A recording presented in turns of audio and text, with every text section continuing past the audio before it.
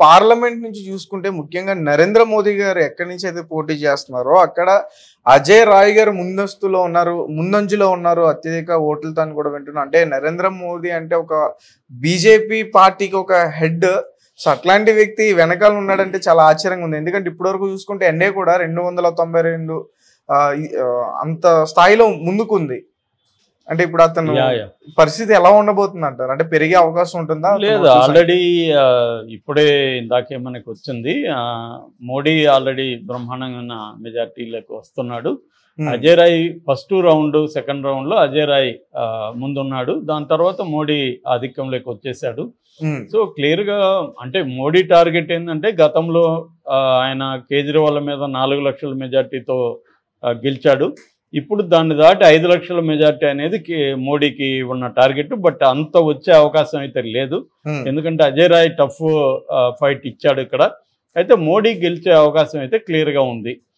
మోడీ గెలుస్తాడు. అట్లాగే ఎన్డీఏ కూడా కంఫర్టబుల్ మెజార్టీతో 292 అంటే ఆల్మోస్ట్ 300 వేసుకోవచ్చు.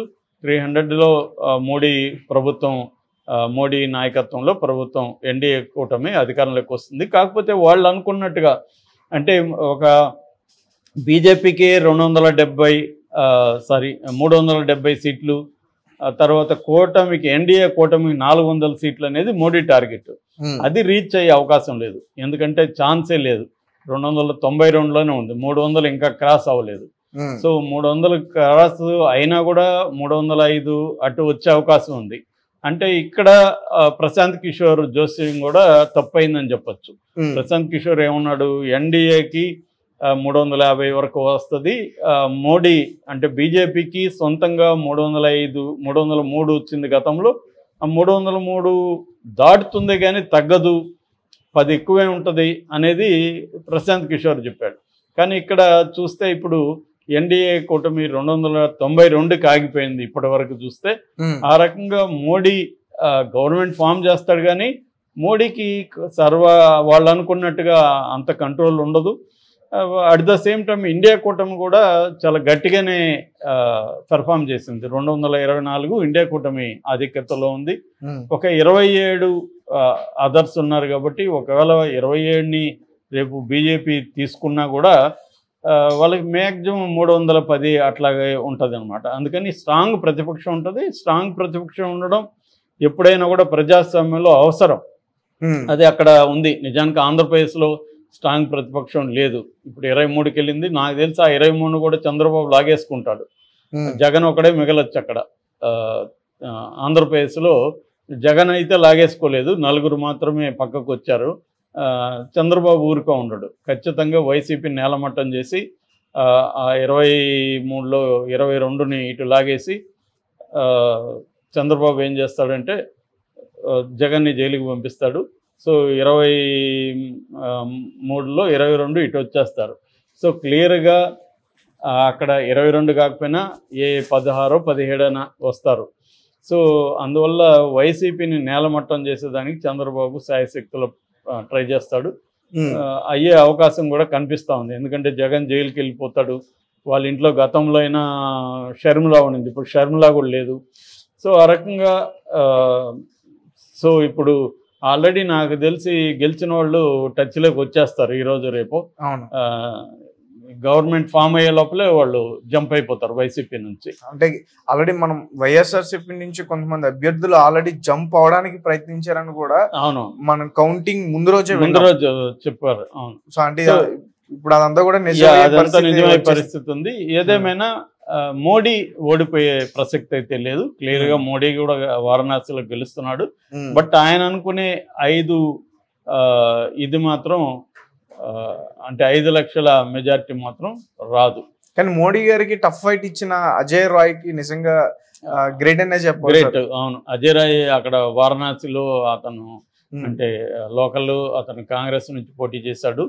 సో టఫ్ ఫైట్ అయితే ఇచ్చాడు. అది ఖచ్చితంగా దేశవ్యాప్తంగా, ప్రపంచవ్యాప్తంగా కూడా పాపులర్ అయ్యే అవకాశాలు ఉన్నాయి మోడీకి సంబంధించి. సో ఇక మనకి తెలంగాణలో చూసుకున్నప్పుడు తెలంగాణలో క్లియర్గా కాంగ్రెస్ హవా నడుస్తుంది. సో బీజేపీ మేజర్గా అనుకున్నారు కానీ బీజేపీ కంటే కూడా కాంగ్రెసే వస్తుంది. ఈ రకంగా తీసుకున్నప్పుడు బీఆర్ఎస్ ఇక్కడ ఆల్మోస్ట్ జీరో పరిస్థితి తెలంగాణలో. సో క్లియర్గా వరంగల్ కానీ తర్వాత ఖమ్మం, భువనగిరి ఇక్కడంతా కూడా కాంగ్రెసే లీడ్లో ఉంది. సో ఆ రకంగా మనకి కరీంనగర్లో బండి సంజయ్ అయితే గెలుస్తున్నాడు. బీజేపీ 6కు 5కు పరిమితం అయ్యే అవకాశం కనిపిస్తోంది. సో కాంగ్రెస్ గెలిస్తే ఇక్కడ రేవంత్ రెడ్డికి బ్రహ్మాండమైన మెజార్టీ, అంటే తను ఎంపీల మెజార్టీ ఉంటే రేవంత్ రెడ్డికి కూడా నేషనల్ లెవెల్లో కూడా కాంగ్రెస్ పార్టీలో ఇంపార్టెన్స్ పెరుగుతుంది. ఎందుకంటే ఇవాళ మొత్తంగా మనకి 2 రాష్ట్రాలే ఉన్నాయి. ఒకటేమో కర్ణాటక, రెండోది తెలంగాణ కాంగ్రెస్కి. ఎందుకంటే హిమాచల్ ప్రదేశ్ ఉంది, అది కూడా హిమాచల్ ప్రదేశ్ కూడా కోల్పోయారు. సో కాబట్టి ఇంకా మిగిలింది మనకి తెలంగాణ ఒకటి, కర్ణాటకలో కూడా కొంత మంచి పెర్ఫార్మెన్సే వస్తుంది కాంగ్రెస్కి. 2వ ప్లేస్లో తెలంగాణ ఉంటుంది. కాబట్టి రేవంత్ రెడ్డి ఈసారి నాకు తెలిసి ఒక రాజశేఖర రెడ్డి లాగా ఒక బ్రహ్మాండమైన స్ట్రాంగ్ లీడర్గా ఎవాల్వ్ అయ్యే అవకాశం ఇక్కడ ఉంది. సో ఇప్పుడు రేవంత్ రెడ్డి ఇంకా అగ్రెసివ్గా వెళ్ళి బీఆర్ఎస్ నుంచి కూడా ఎమ్మెల్యేలని లాక్కునే అవకాశం కనబడుతుంది. ఎందుకంటే ఆయన దీనికోసం ఆగాడు, దానివల్ల ఏమన్నా నెగిటివ్ వస్తుందా అని. ఇప్పుడు నెగిటివ్ రాలేదు కాబట్టి క్లియర్గా ఆయన బీఆర్ఎస్ నుంచి కూడా లాగేసుకుంటాడు. బీఆర్ఎస్ మాత్రం బాగా కష్టాల్లోకి వెళ్ళిపోతుంది. ఇప్పుడు రేవంత్ రెడ్డి గమ్మునున్నాడు, కేసీఆర్ని అరెస్ట్ చేసి జైలుకి పంపించేది, కేటీఆర్ని అరెస్ట్ చేసి జైలుకి పంపించేది, ఇవి కూడా జరిగే అవకాశం ఉంది. ఈ రకంగా తీసుకున్నప్పుడు మనకి ఇక్కడ రేవంత్ రెడ్డి స్ట్రాంగ్ అవుతున్నాడు. బీఆర్ఎస్ బీఆర్ఎస్ ఒకటే అనుకోవచ్చు మనం.